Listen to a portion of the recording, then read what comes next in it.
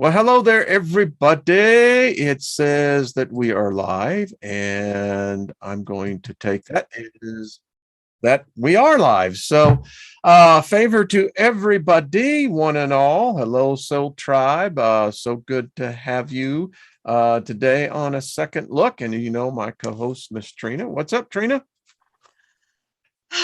Life is crazy, but it's good. And I think, I don't know, I just feel very powerful things are on the, short horizon for us. I really do. I do believe that as well. And Yeah. favor to everybody. So good to see y'all. Won't be doing many shows this week because I am really, really buried in a lot of legal stuff. So, just the way it is. And this has been anticipated. So, if you don't see me much this week, I may try to do a show on Thursday. Won't be doing one tomorrow, and most likely not one on Friday either. But anyway, so much love to everyone. We just speak favor over you, be of service to others, and you can be service to yourself. Kind of goes frontward, backwards. Yeah, the Soul Tribe is here. So many, everybody. David Barry, Lost in Space, David Castle, Gaia, Nina, Lucky Stone. How are you doing, brother? Michelle, it's good to see you. Big Al's in the room. Let's see, Linda. Just so many good people. And thank you for tuning in. Hey, it's I've missed y'all. And yeah. So Wayne, so good you put notifications out because boy, yeah. It's like people go, where are you, man? Yes. So just hey, Susie Q, good to see you. Julie, hello.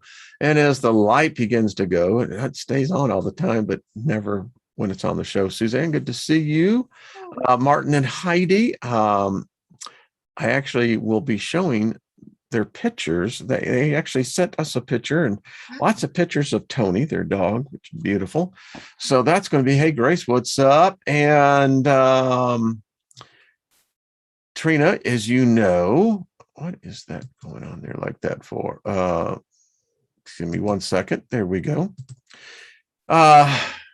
It's always at the buttons, Trina. It's always the buttons, It's like always the buttons. It's always the buttons. So we've been doing our 11-day thing, Trina, and I thought I would pull this up. And I do it every day. It's pretty easy. I love. I saw Isby talking about this, and y'all were talking about this as well.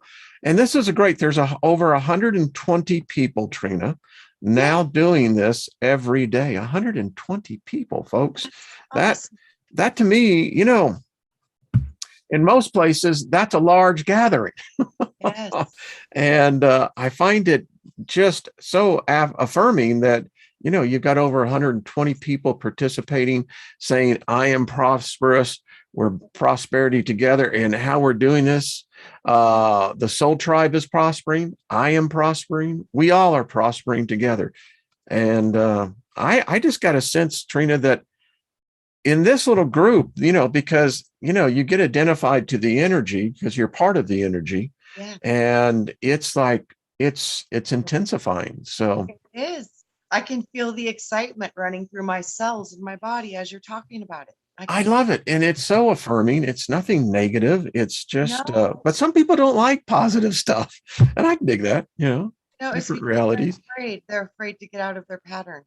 Ain't it the truth? Isn't it the truth? It is. But 120 plus people. Last night it was 120. So, and who knows? There may be others. I mean, that's a powerful psychic group. I got to tell you, we're going to tap into this and we're going to spread it all around. That's right. That's how we win. And I liked y'all's discussion while I was doing work. And I mean, this is anyway, I had a chance to listen to y'all's show on Saturday night. And hello, Teresa. How are you doing? Teresa had an interesting experience on Saturday and was right there. And it manifested exactly what That's excellent. That's excellent. When a person, a loved one, can make the transition from what I sense was this: there were some there's always going to be some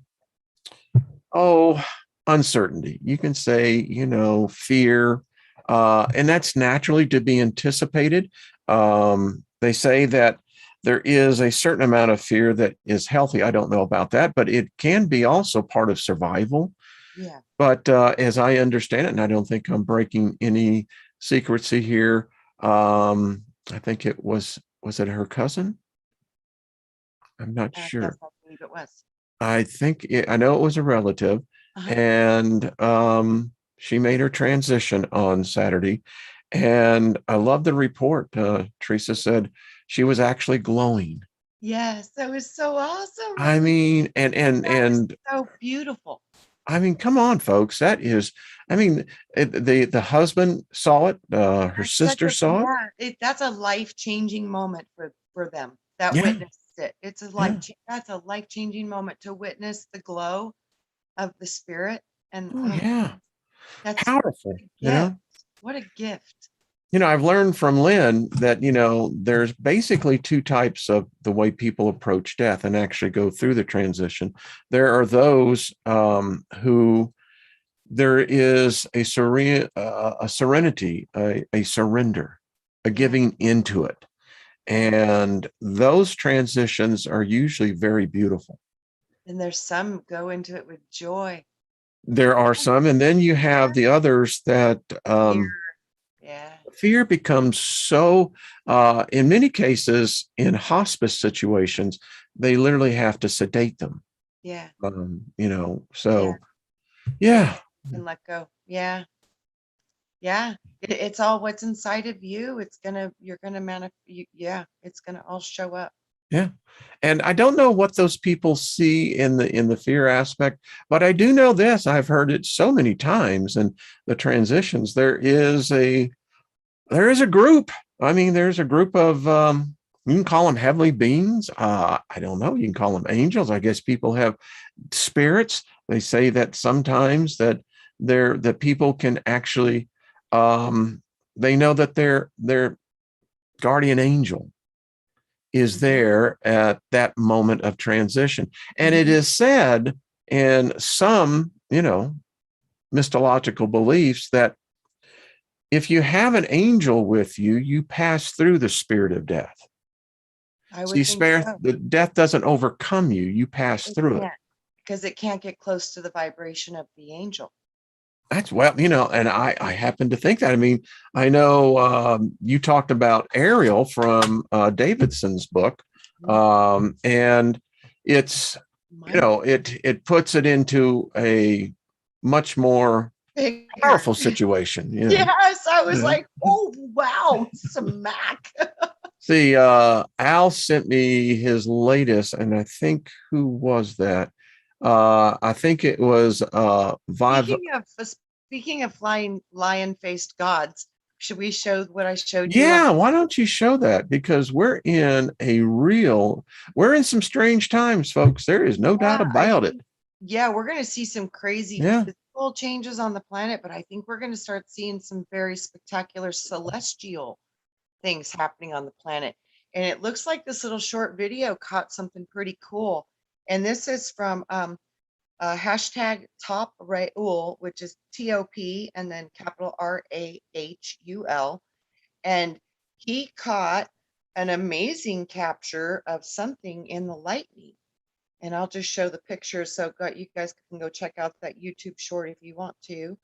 And it's pretty wow. Let me just turn my light off so you can see.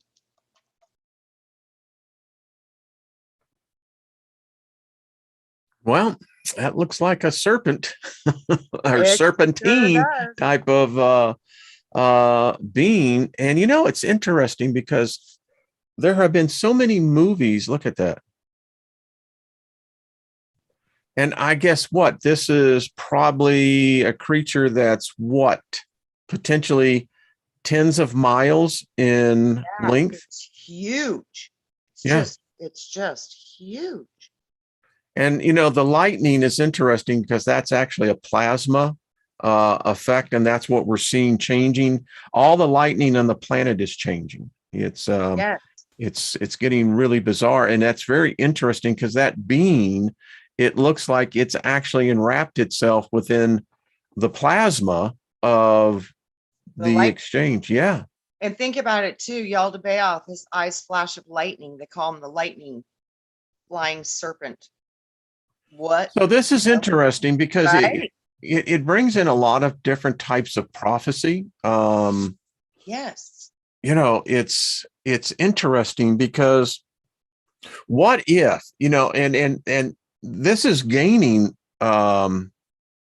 momentum.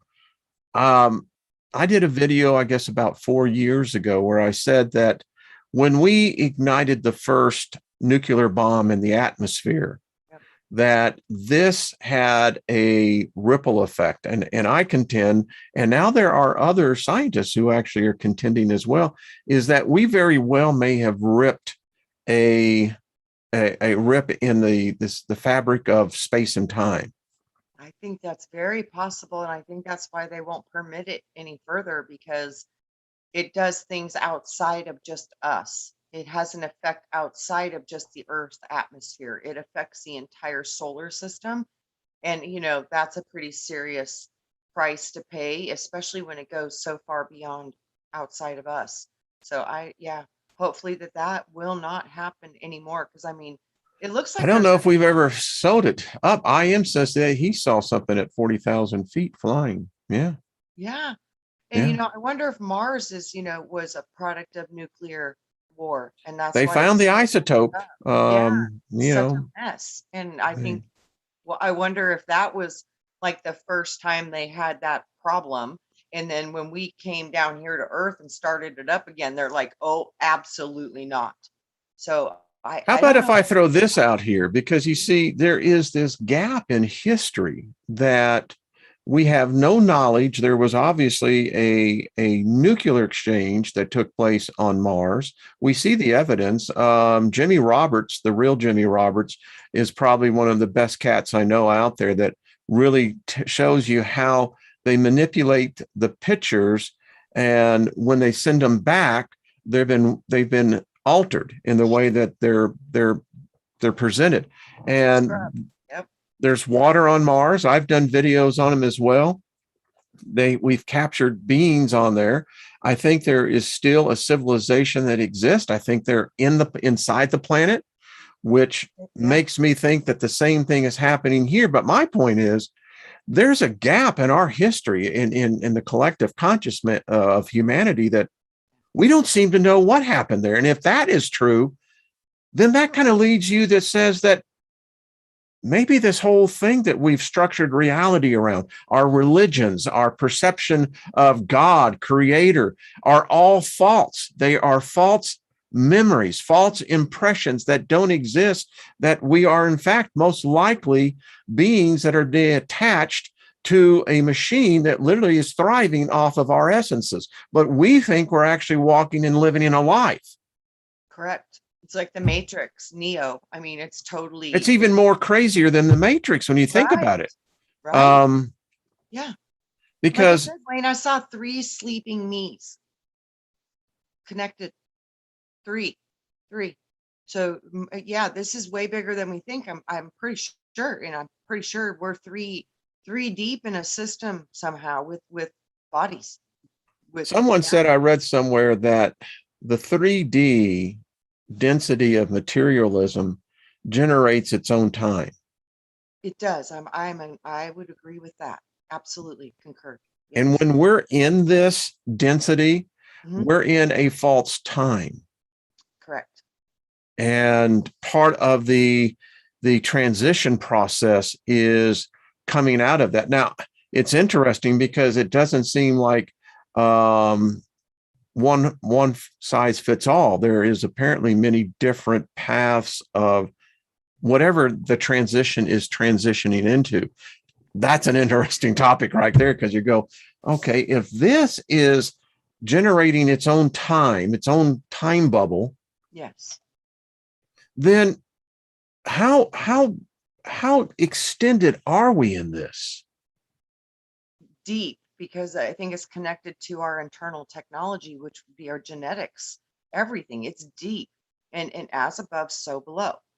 It's all connected through genetics. I'm thinking that's why there's so much about the blood, and it's very And then that interesting. brings up the whole thing about above. Is above limited? Because, when I get into this construct that this, as above, so below, as below, so above. Now, wait a minute. So,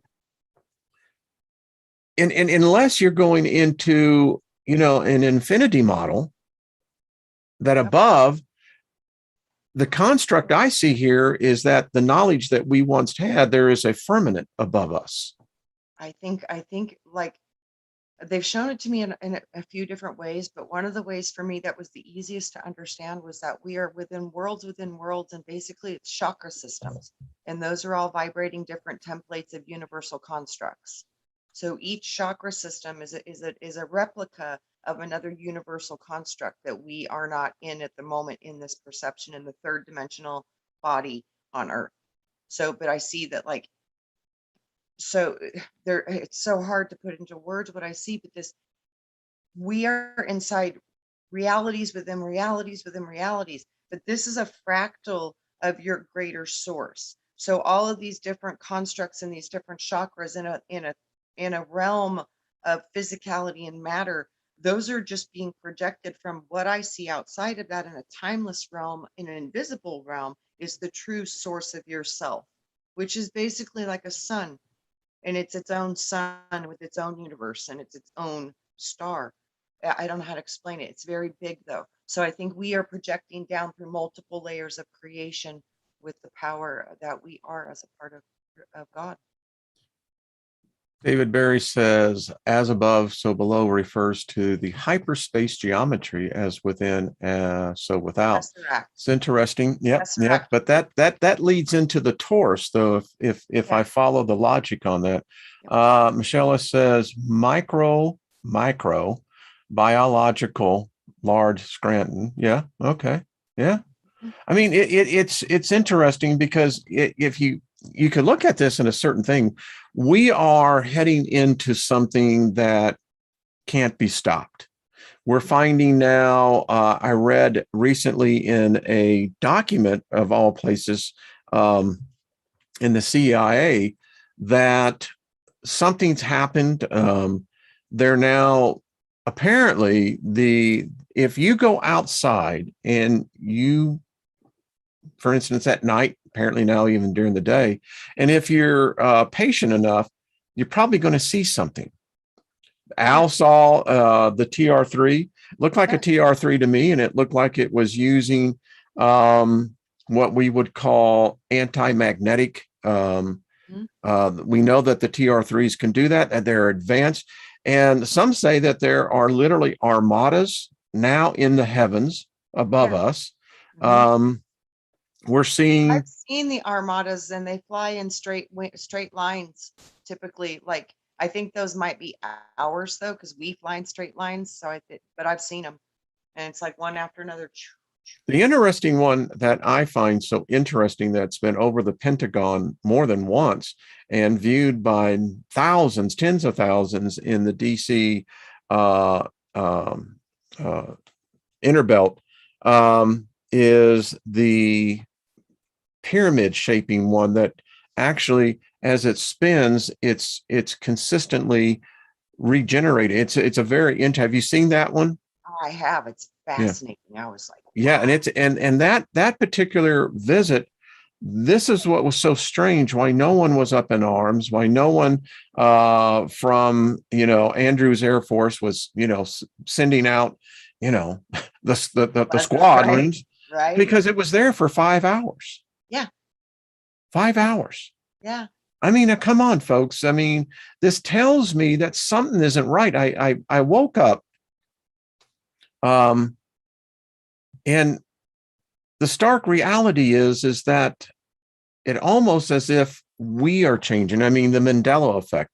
It has been argued, but it's very well plain that particularly folks at my age that have still are blessed with virtually 98% recall, we can remember things and we can go, no, that ain't right. Right. No, and that ain't right. I remember things too. Yeah. Yeah. I mean, Whoa. I mean, so, and the creature there. Now, if I'm going to assume that, it was exactly that. I mean, I've Yes, captured right. some, Yeah, like, what else I would you mean, call it? I But mean, yeah, I don't know. 2 years ago, no, it was last year when San Francisco was hit with the freak lightning storm. I did a whole video on that and actually taking the stills out of each frame. And there's a lot of shit up there, man. That's all I got to tell you. That there And are things in those clouds and in those moments of exchange of that energy. Because listen, if you take the first and second laws of thermodynamics, that energy is neither created nor destroyed, but in a constant state of change, that within nature itself, nothing is wasted. So if we have this intensity of a plasma lightning now exchange, something is going to either feed off that energy or use that energy, Trina. yeah, and it's interesting too, where it's visible only when it's in that reaction point right there. Mm-hmm. It's because we can't see it And the otherwise. fact that our cameras pick up more, I mean, one of the most freakish videos I have seen, and I love the show, I tape it, record it, is Paranormal Caught on Camera. Mm-hmm. And there is this video, I've actually saved it, is of three teenage boys. This is in India. And the two boys are sitting there. One of the boys is playing a guitar, and the friend is filming it, videotaping it. And as he's videotaping this, he sees something crawl up over this wall that they were sitting on this porch. And it was a humanid type creature. Um, more It acted more reptilian like in the way of its movements. But as he was filming this, he could see it through the camera. But the two other boys, they couldn't see anything. Yep. And this creature went around the two boys and was, putting its face right near them. And they didn't even realize it. And of course, the kid filming this thing is freaking out. Right. Saying, there's a lizard. there's something right. Well, the face of it was not lizardous at all. It was wow. I mean, very dark eyes. It Pale was skin. yeah. And then they say it was a tool, Okay. and that these are creatures that are assigned by wizards, sorcerers, or witches, that they send them out at night to seek their victim, of which at that time the creature will extract something from them. Wow. Wow. Now, this is some weird stuff. So, the creature you showed, that tens of miles. I mean, it's hard to determine when you see lightning up in the sky. I mean, it could be 100 miles. It was huge. Yeah, it was big. It was very, very big. And Kaz Hawks, she has captured. It was a dragon in the term of what we perceive the dragons to be like. Correct. Yeah. So, this gets me right back into that whole thing. You're going, okay, now wait a minute. Are we just so blind? Do we just see this illusion, this mirage that? Yeah. Wayne, the whole lifting of the veil, I'm pretty sure that that's what that is when you would be able to see these things. And with these cameras and stuff, that is the beginning of it, the lifting of the veil. And I've seen enough video, the security cameras, because people have them now with motion control. All And over. Yeah, the Ring doorbells, they're everywhere now. Everywhere. the strangest one I saw was he was a pastor down in outside Orlando, Florida. Had installed a motion detector security system inside his home, and he gets this notification in his bedroom that there's something in the front room. And so he's looking at his camera, and I've never seen an orb like this. This orb,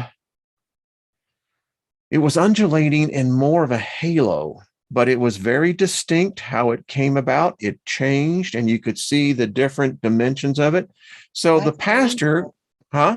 Angel. That's an Well, angel. that's what I thought. And as the pastor got up, he's in the living room and he has a vaulted ceiling, and the camera and his phone is showing whatever this thing is right over him, but he can't Wow. see it. Wow. He's up there waving his hand through it. And then the thing was so weird because it materialized right out of the ceiling. Yeah. And then it shot something. Uh, there were several other orbs that came. It was weird. Wow. That's so cool. Wow. I'm watching this going, Love that. okay, yeah, all right. It's. I think that's where the whole thing of the halo comes from. I keep being shown angels as rings of light, like portals. Like and how they always show the heart with the angel wings. Yeah. Mm-hmm. That's the representation of the portal. I keep seeing the halo is the angels, and the angels are big, big light portals, and they pull energy straight from source into the reality through that portal. It's what I was. Wow. And so this then it takes to. Now we have heard the stories. Anyone who does history reading, and I love to get the stuff they're not teaching in the classroom, because that's an altered history. But throughout history, it seems like early man, I say early man in reference to way back then, was much more familiar with this other realm. When I studied comparative religions, the interesting thing about angels is in the book of Genesis, there are many stories of angels specifically taking on human form. The one that I was very much familiar with was the three angels that met with Abraham. Yes. And, Abraham was nomadic, and much like we would see the nomadic people today in that region. So it was very hot during the day. And so during the day, people would stay within the tents, and the three angels came up. Now, it was really interesting because apparently Sarah, who was Abraham's wife, she could see the angels, but she didn't get into the conversation with them, but Abraham did. And the interesting thing is that we know that angels do drink. We do know that they eat. We do know that apparently they have the signs that what you read is that they enjoy much of the physical pleasures that we do here. But the three angels that were dealing with Abraham were on their way to Sodom and Gomorrah to destroy them. And then this is where Abraham gets into the debate. Now, it's debated as to who was Abraham speaking to. Some say it was the angel of the Lord. Now, that's a very interesting term because that implies a very superior high archangel. If you're the angel of the Lord, well, Lord being a title, Baal, this angel was anyway tied directly to him. And Abraham gets in the discussion. He says, well, what if there were 100 righteous men in Sodom and Gomorrah? And the angel said, okay, if there's 100, then we'll spare the cities. And it got down to where it came to one, and that was Lot. And Lot was a reprobate. He apparently liked I always say that it was considered like Vegas. But my point to it is these three angels had the power that they completely destroyed the entire region. Absolutely. Like it was nothing. Yeah. I could totally see that because they would portal in a vibration. They could do whatever they want. Strange things. And like I said, when I studied the Old Testament, the thing that I knew of angels, particularly, they're murderous. They, Gabriel, if you see Gabriel, you ain't going to make it. They say that no human has ever been able to lay eyes on Gabriel and not die. So that's going, okay. And then you have Michael. Now, Michael is said to be literally the right hand of God. And this angel has the ability literally to turn things upside down. I mean, he's just apparently that powerful. And then when you were reading about Ariel, that Ariel is, well, a very powerful creature. Wow. Yes. So that was my perception. And when I got into more of the approach that outside of the religious veil and begin to look at these creatures from a species point of view, interdimensional, yeah, most likely. Yeah. Do we really know? I've seen one.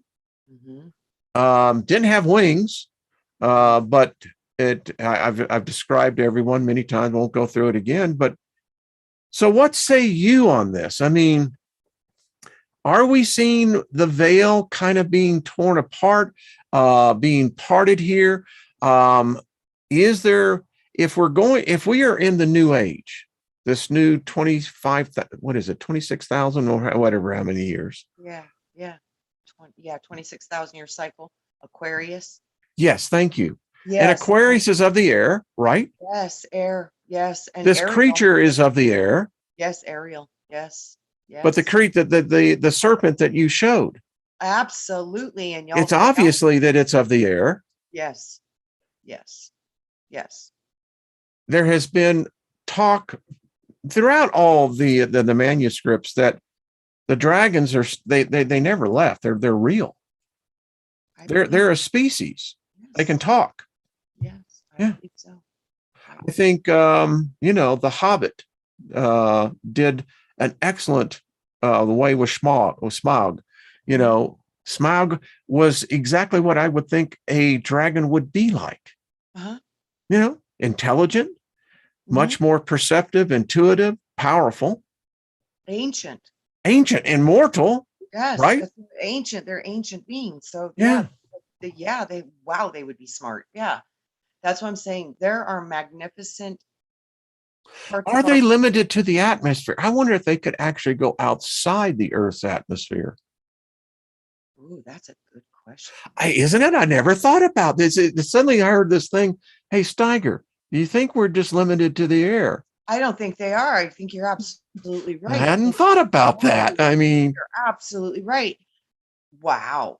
If they're this old, that ancient, why wouldn't they acquire the knowledge to be able to travel the stars? Yes. Wow. Yes. Mic drop. Yeah, totally mic drop. Beloved Abstract says, I think Wayne watched too much Disney. No, actually, Beloved Abstract, you must not have ever heard how I grew up. Well, that's my life was a life of torture, woman. I did not have the opportunity. I won't even get into that. Right. But I hate to say it though, Wayne, I've never seen so much of the highest occult taught other than Disney. So he was all into it, man. I mean, totally. Yes. Totally. He was definitely, but listen, I have to admit, when I lived with my grandparents, I do remember the Musketeers, and Nut Felicello. Bobby Darin was in there, and who else was there were a couple of others, but Frankie was what anyway, Beloved Abstract, much love to you, hon. I know you were just kidding. But anyway, is it a good question? I mean, if dragons are who they are, Wayne, it's the like I said, we got to realize the imagination is going to be your greatest superpower. I believe so. It is. This is where we've got to really get into, maybe go watch some Disney. Get your imagination. That's a good idea. Well, speaking of that, that was that movie. Remember the Disney Dark movie? Because Crystal? the one I remembered, something evil comes this way. And that was a great movie. That was interesting. I don't know that I've seen that one. Yeah. I don't. Oh. Wow. I got lights like. It's interesting. Interesting too. After we show the lightning thing, and then now the lights are freaking out. What the hell's going on here? But you think about imagination. That's got me thinking. Because I am really deep in a project. I mean, having to go through over 5,500 pages, and the way it's a monumental task, almost impossible what it looked like initially. But let me just say this. It was through my imagination that I began to construct within myself, my inner self, a solution. And once the solution was birthed forth into my consciousness, I mean, yeah, it's just beautiful. Absolutely. Yeah. That's how we I do mean, it. And this is what yeah. we've all forgotten. This is our key. This is a big, big, big key. It's how we do this. We have to use our imagination. We can literally create different reality through this imagination, and then putting forth into action what you receive, the visions, Yeah. the inspiration, the instructions that you're receiving directly from source. Imagination comes from very high All levels. I know, it was a huge relief. I mean, it's tedious, is what it Yeah. is. But yeah, I mean, Yeah. wow, so many strange things happening because there is things. I mean, we titled this show here "Talk About Revival," and I know that a certain construct has hijacked that word to mean, particularly in a religious setting, but the term really does apply. I mean, if you've ever been to a revival camp meeting, it recharges the spirit. It does. It revives you. That's the base of the word revival, is to be revived. Absolutely. And I love how Webster defines it as restoration. Now, that's what I like about nothing missing, nothing broken, full restoration being brought into our lives. So it's really speaking the word revival into our lives. Yes. And restoration of force, restoration of validity, and restoration of effect. I love that, man. I do too. That's one of the things I used in healing. Restore, replace, and regenerate. Which could sum up as George Carlin did with the 10 Commandments. Basically, you only have two, but yeah, that would be revival. Absolutely, because this is the key. It's also attached to the remember. You're reattaching to your members, the parts of you that you forgot were there. You're remembering, and yeah, this is so important. This is where It we're is. and you can ask for these rememberings, and this is, to me, part of the treasures in heaven. This is how we're creating most of what's on this planet, is by a remembering of the things that were before physicality. We remember them from our spiritual origins, and this is what we're doing, is we're reattaching and remembering our spiritual fire with our earthly water, which is the emotional sensory part. Because I think, like you said, Wayne, we used to be a lot more connected to the animals and to nature, but we were much more primal. We were much more animalistic. And that was through a massive dumbing down process through our genetics. I'm pretty sure that was done to us. And then we started, because your original codes always kind of come back after a long period of time. And I think we're at another one of those points where we're getting kind of smart again. But I yes. don't know. I mean, I look at humanity today and it's frightening in many aspects because there's an agenda clearly underway. Yes. I'm writing the Steiger perspective right now, and it grieves me because what's coming can't be stopped. Yeah. And I was telling you before we went live that Brian Barnett, Milky Way, I had him on, and I think he actually had me on as well. And we talked about the website deagle.com. Yes. Now, back in 2015, 2016, until it just recently was changed, the website was bought. It showed clearly that by 2025, there was going to be a decrease in the population of the United States of approximately 225 million. It's interesting about this 225 million is that this is the goal for the vaccination. Yes. And I think it also matches the number, if you do the math on the guide stones too. It's like, holy crap. Yeah, it's being announced over and over again, but so it's and what can we do? Well, this is the point, and that's a good question. What can we do? That's what Dar Smile says. This is where revival comes in. And I know that sounds like an odd connection, but it's there. I think the study of these angels, this species of creatures, I do know they exist. Someone said to me, Wayne, how can you say you believe in these angels, but yet these angels seem to be Hebrew, worshiping a Hebrew God? And I wrote back, I said, well, maybe Yahweh doesn't own these angels. Well, I never knew Hebrew, and I've been working with angels since I was a little kid. Never seemed to be an issue, did it? If you have a gardening angel, what was it? Is it serving the Hebrew God?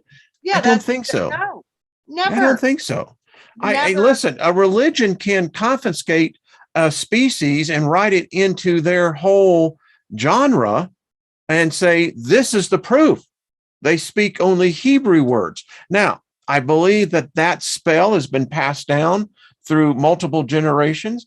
I contend, and I have been seeking these angels, they're telling me they don't need ritual. They're telling me they don't need, if you want to speak the vows and what have you, there is a vibration, there's an effect to that. Yes. That's science, that's nature. Yes. It's not religion. It's not a Jewish God. It's not some Mesopotamian deity that none of us know what the hell it is. Yes. And basically the vibrations and the toning, that's all setting your fulcrums. They're just basically getting your body into a vibration to where you can connect. I just said it right there. It never seemed to be an issue. No, it's not. And that's what I mean. But some people need to do certain things for certain ways so they can. Yeah, and I dig that. And that's perfectly right on. Yeah, no problem. But it's like a wedding. I like how Sting, and Goldie Hawn and Kurt Russell, they've never been married, but they are married. They'll tell you that they've been together nearly 40 years. Yes. Sting and his wife, the same thing. But there's others who love the ritual. And why? Because it's cool. Everybody loves a wedding. Yes. Because you're going to get drunk later on, may get laid. I don't know. But anyway, digress. Yeah, it's true. There was a time when, true story, I was there with a business partner. We were working with Congress. Anyway, we crashed a wedding party. We actually did. Oh, boy. Well, we did. Got caught, but they really liked us, so we got to stay. So anyway. Right on. Yeah, you got to stay. That's good. That's good. I'm sorry. I mean, that just brings back memories. But isn't it true, though? I mean, so these angels, to me, I loved how you and David Gustav, he brings, I think, a combination of the knowledge in his description of the angels. And what we really found was that, Ariel is a powerful, and apparently masculine in its entity. Lion-faced God. A lying face. Can you imagine that? I can, and that's crazy train. I can, though. I guess that's why they don't manifest unless they choose to manifest. Yeah. Because seraphim means serpent. Yes. And if you look at the description in the book of Revelation, and it talks about the four-headed beast, the four angels that surround the throne. Yes. And one has wings that when it spreads, they're thousands of living eyes. Yes. One has the face of a human, which tells me then, are we looking at the representation of four distinct species? Yes. That's how I interpret it. It is, because I think each one is controlling an elemental power. That's the first division of four. It comes through the seraphim. From the one comes the foundation, which came through the angels and the fire. And the seraphim are angels. They're fire angels. They're plasma. Yeah, they're powerful creatures. Yeah. It So yeah, says that it was in the rumor, because I don't believe Lucifer actually exists, but that's neither here nor there. Going to be getting with AJ and on that subject, but Lucifer was a seraphim. yes, Yeah. yes. These are creatures, like you said, they're very different. That's why I think it's like what I see is from source. It's like they're these huge portals of rings of light, like big halos of light, and they can bring through source all those potentials and all that energy and all that creation. And through, I think that like that's they can, I think part of their punishment for this is that they had to become us. That gets to my question: is, do angels inherit karma? I think they do. Think about that. Hmm. I think they do. She's busy. Yeah, I think that's the fallen stuff, the It's karma. interesting because, I look at this. And so if angels, even according to New Testament theology, is that they're here to serve the heirs of salvation, quote unquote, which means that they're messengers as well. So they bring a message. They serve those who are going to be the true heirs of salvation, quote unquote. That kind of and the thing that I struggled with for decades on that was that in the New Testament, it gives you a whole different aspect of angels as opposed to the Old Testament, because the Old Testament, you didn't want to be in the same room with them. Correct. Chances are you wouldn't make it out alive. Correct. So what happened? Well, like I said, it's about, is this a fallen or is this an angelic that has not fallen? Because there's two parts to the angels, just like humans. There's evil, there's angels that have basically come down and partaken in the pleasures of the flesh and taught us things maybe they shouldn't have. And, because what I see in this whole mess, it's so big, it's so hard to put in words, because man, the primordial man that was here was more like a monkey. It was supposed to be like that. It was part of the animal kingdom. This was a garden that was to be watched over, and so life and different things could evolve. But then the angels and man, and they mingled so they could come play in the garden and enjoy sex and all these weird things, but they can do it there too. But this is a dropping down. It's a dropping down, playing with creation. So this is a low level of creation that we're in now. And I think now we merged clay and fire. Like it's some dance between earth and angels. And it's a new creation point. Literally a new creation point was what I was shown. And that earth angels would be created out of this lower density of the angelics and the earth mingling together. And it created that soul spirit union, created a different kind of thing. And then that's what they told me, that because we have that primordial earthy part, there's a lot of aggressive nature in that. So it brings forth a very powerful, like a warrior class, but to be balanced in spirit and to be benevolent and to be loving and to know good and evil, it created a new thing. Because, yeah. So Okay. I think now a lot of the angels have to become human so they can understand what they created. Actually, because nothing's real until you feel it.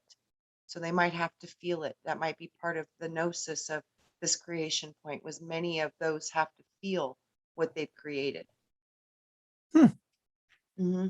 Yeah. I mean, I look at it with awe and wonder, because I come from a very heavily indoctrinated in the Christian religion. And, as an ordained minister, I studied that book, and anyway, the thing is that you have this dichotomy here. You have, in the old, you have these beings who are apparently as human as us in emotion, in personality, apparently rebellious, as it would seem. They don't have a problem murdering humans. One murdered 180,000. Gabriel, if you go by the story of the book of Exodus, slew tens of thousands of babies and of the firstborn. So they don't have the compassion or empathy. But then you move into the Christos consciousness, and now all of a sudden, these beings are helpers. They're messengers. They're lifting us up. They're doing our bidding. Because it was very heavily taught to me that I could bind angels and I could loose angels. Yes. Did it all the time. Didn't think twice about it. Absolutely. So now I come into this part and I excuse myself from all of that particular point of view. And I'm stuck with the reality is that we're still dealing with these creatures, these beings. That's what I mean. Is we're no matter where you look, Yeah. you go back to the same place. Messengers of God. It always comes back to this over and over. And throughout all different cultures of all times in the world. Yep. And it always goes back to the serpent. And I do think another word of serpent would be teacher. Another word of serpent would be alchemy, chemicals. It would be chemical, like fire and water. That's serpent energy, serpent wisdom. So serpent is multifaceted in creation to hit many points of creation. It's a very vast title, serpent. And as you were talking, I was drawn back to the television series of the 70s, Battlestar Galactica. Mm-hmm. And in that, one of the episodes, Starbuck is out fighting the Cylons and then gets into deep space. And suddenly this crystalline thing starts coming at him. And as he is surrounded by him, you know what they called them? What? Angels. Which implies, and I love if you extrapolate that these creatures are not just earthbound. Yes. They most likely are throughout the whole universe. It's kind of like how we have a higher cell plane. Yeah. That's I see that with them in essence too. I literally see everything as having a bigger original point and it fractals down. And this goes all the way to the angelics. I love Scotty. He says, Scotty boy, I don't subscribe to the karma carrier over stuff. I call that bullshit. Well, bull crap is what he said. Yeah. Yeah. I don't see karma as what people understand. I think it's a cause and effect. It is. And I agree with you, Scotty. At some point, cause and effect. My mind goes, okay, all right. So if you're telling me there's this karma thing, right? Mm-hmm. I want to know where karma started. Tell me how karma came in. I mean, because it's like reincarnation. The numbers don't add up. If reincarnation started with 2, then where the hell did all the others come from?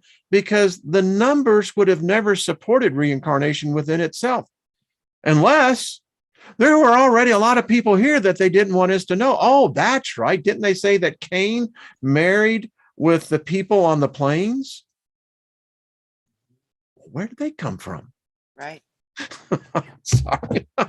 No, it's true. It's like, it's so true. Yeah. And then they were also later called Raphaim. Yes. Yes. That's the angels. They were mingled with angels if they were deemed Raphaim. Yeah. Mm-hmm. Yeah. Nephilim, Raphaim, those seem to be the lines that were angel. And then look at Elohim. It said that Nimrod turned into a Nephilim, a Raphaim, Yes. Raphaim. It said that also that he had stolen Adam's garment. And that's what gave him the mutation. Yes, because there's the flesh. So that tells me then what really was Adam wearing? This was his loincloth, right? And if it's endued with that sounds almost radioactive to me. I think it's I don't know. I think it's like liquid sunshine. I could see that.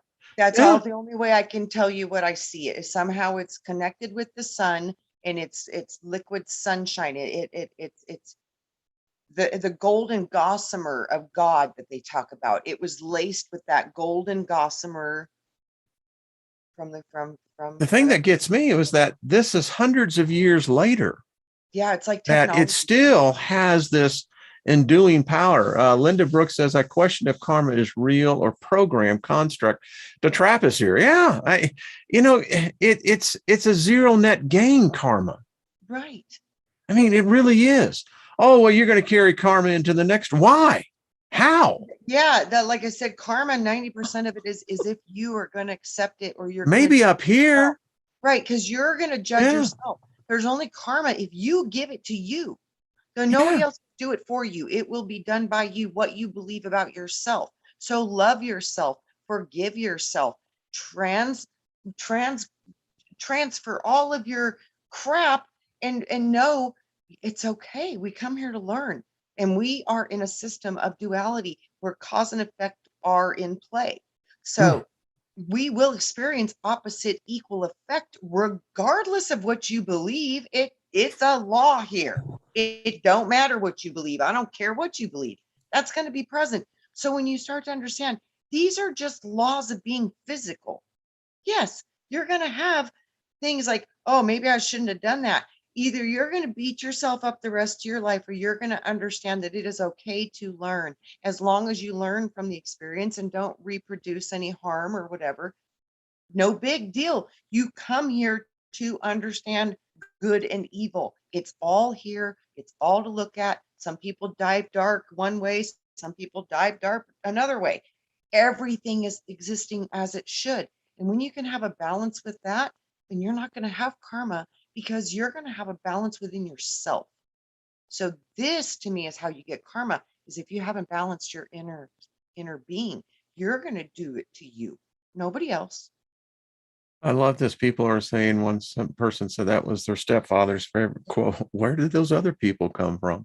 And it's interesting because it shows how confused we are. Yes. In my meditation time, I give thanks to the one who gave me consciousness. I don't know what its name is. I don't know what it is, but I can only give thanks to that which I can logically reach out to. And that is, someone gave me the opportunity to have consciousness. Yes. And I think that came with a blank slate and said, kid, go out and experience it all, and let's see how you come back when you come back.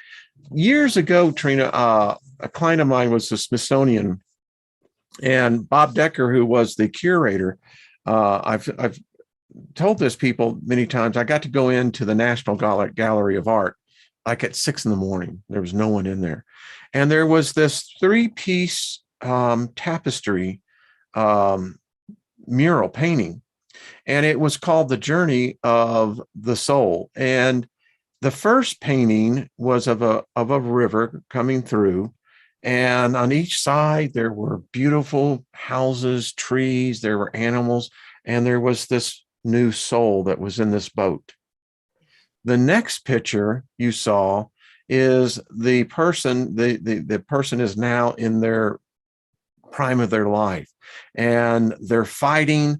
Their arrows are coming in, and his boat is taking on all sorts of damage, but he's also collecting treasure along the way. And then the third painting shows the exit of the river with the man now, all his energy spent, all his treasures gone. And you see the beginning of the river coming back in. Yes. Yeah. Yes. Yes. And Yes. I think, Wayne, I kept hearing over and over again a while ago, 7, 8, 9, like physically it ate it. 7, 8, 9. So 7 took control of the 8 and stopped us from reaching the 9. I kept seeing this over and over and over again in my head. So I think that this loop and this reincarnation and this karma, this is all about not being able to get to the 9th level. Somehow we've been trapped in the 8, which is the realm of infinity, infinite. So I think that we're getting close to the 9. And it's so funny, you're born a 9.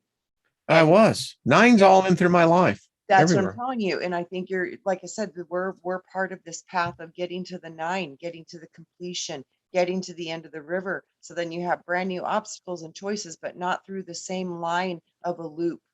I It's don't been know, unless they wipe my memory, how are you going to like, no. Al said, did you right. see my last card? I did. Vavala, badass. Yeah. That's what Al said. Don't mess with this one. I have to get a little Right. bit more personal with that one. Right on. Yeah, you know, Awesome. let's see. I'm just reading Linda what Absolutely. I I'm love just, what you get caught away, you get caught into this. Buying 25 acres, that is a good thing, and in the Steiger perspective, I'm really going to get into it, folks. And I'll just tell you right now, and I don't get into this on this channel because there's enough channels out there that cover it.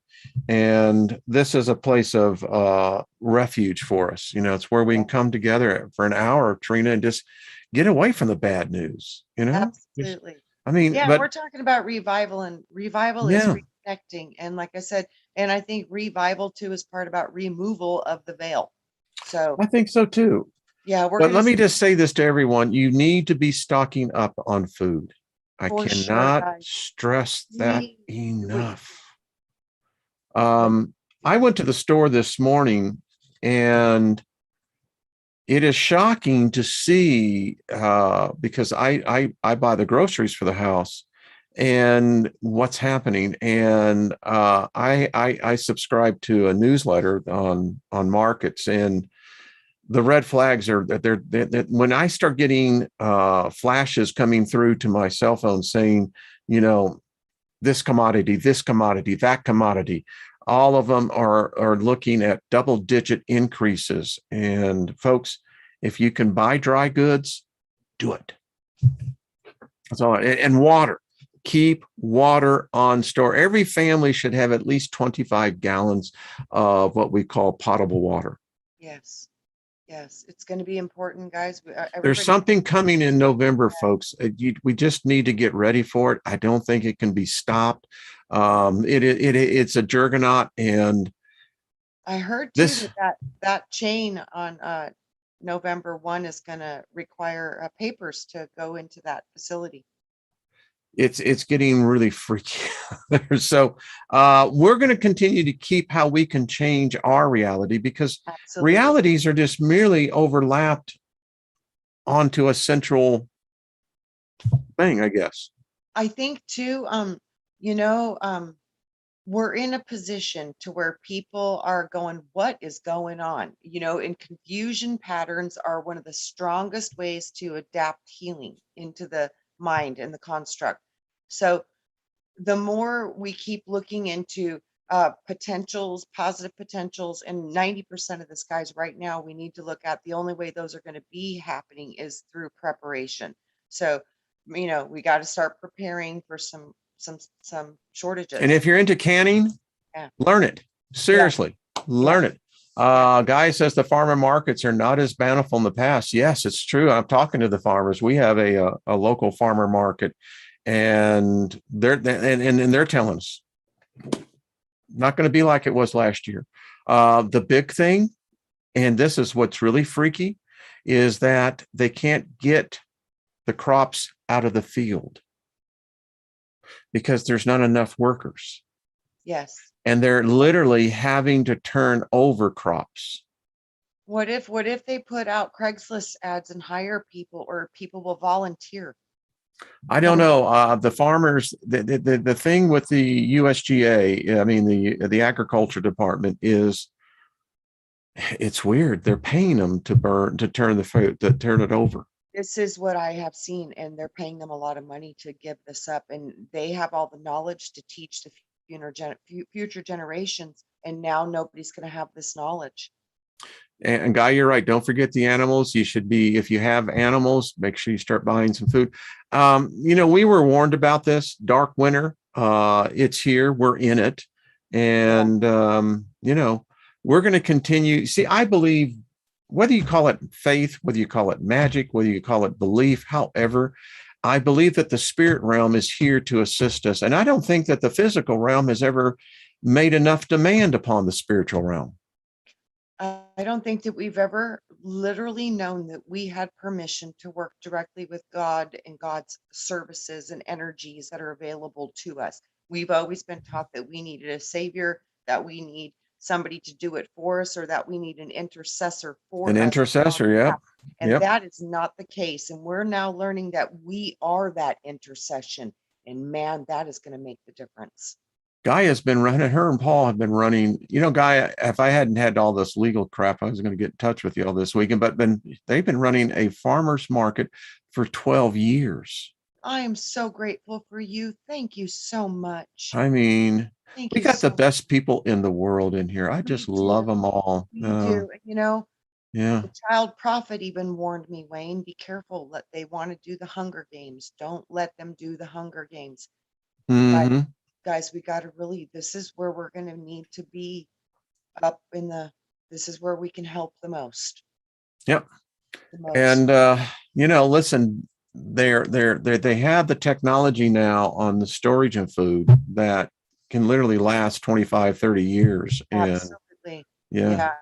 I mean, not to plug, but I'm going to plug My Patriot Food Supply. Yeah. I mean, it's a good one. We have a number of them. We have Thrive. Right on. Yep. And we also have MREs that I bought from the military. Yep. Literally. And they're cool because they come in with water and they come in with, I have lasagna and spaghetti, and we've tried a couple of them and they're not bad. Right. If you're hungry. Yeah, they will keep you alive until we can grow more stuff. And I think that's it. And we got to have to actually really get busy and start working with these farmers and say, what can we do to help you? Because we will help you. We will. Allison says, the small farmers here in New Hampshire are flourishing. Thank goodness. Yeah, Allison, absolutely. Absolutely. More small farms. We got to get them up and running. We got to. And, we need to get back. Well, one of the things I really loved about living in East Tennessee was the Appalachian culture. And there you learn about, canning. You learn about putting up food. And it's how we did it until the modernization of these food factories, and the shit that they pull out of there nowadays is exactly that. It's not nutritious. It's actually, I think it's doing more harm, but excuse my expressions. Wow. We've really gone over, Trina. I'll tell you what. So there's so much to talk about. Yeah. All right. Do this, guys. Prepare as best as you can, and just know it's really going to matter, and it's going to make a very big difference, because we are looking at some shortages, big ones. We are. And, I see it in the grocery stores all the time, and it's just going to save your seeds. Yeah. I grew crops every year in buckets and raised beds from bought. I also germinated bags of dry beans. Yeah. Pinto beans, raw peanuts. Practice in your home, just soak them and watch them grow. That is what I would call revival. Great way to end it. Absolutely. I love it. Thank you. That is beautiful. And way to go. That was Linda Brooks. Way to go. I love it. All right. Soul Tribe, I'll try to see you maybe Thursday. If not, I don't know, maybe Friday. I don't know. Trina, I'll always see you next Tuesday for sure. So we just send favor to all of you, full restoration, nothing missing, nothing broken in your lives, and favor abounding. We love you all. Thank you so much. Thank you for the thumbs up, and thank you for the thumbs down. I mean, it's all right. That's what makes the world go around. It gets, I mean, we love it all. Thank you, Wayne, and victory to the project that is before. Thank you. It's very important. So and prosperity and favor and the angels just, they're right there with me as you're going through this. You're going, oh, that's cool.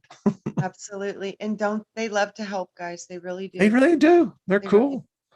If you sing them a song, they kind of really dig that too. Yeah. And I always try to do something too and say, if there's anything I can do or anything that I can hold within me that will facilitate your highest and best wishes for us and the good of the whole, I will do my best to absorb those energies and be that antenna for you and for your messages to come into this planet. So there you go. Two-way road. You love me and I'll love you right back. No contract. How it works. Just working together in cooperation, love, and unity. It works. AFI says, I am abundant. You Bet you are. We're all, yeah. Right? We all prosper. I prosper. The Soul Tribe prospers. We're prospering together. Yeah. Yes, I agree. Thank you, Soul Tribe, and all the rest of you. We love you all. And hey, Mary Wins, how you doing? Chloe. So we'll see you real soon. All right, folks. Be good. Bye, y'all.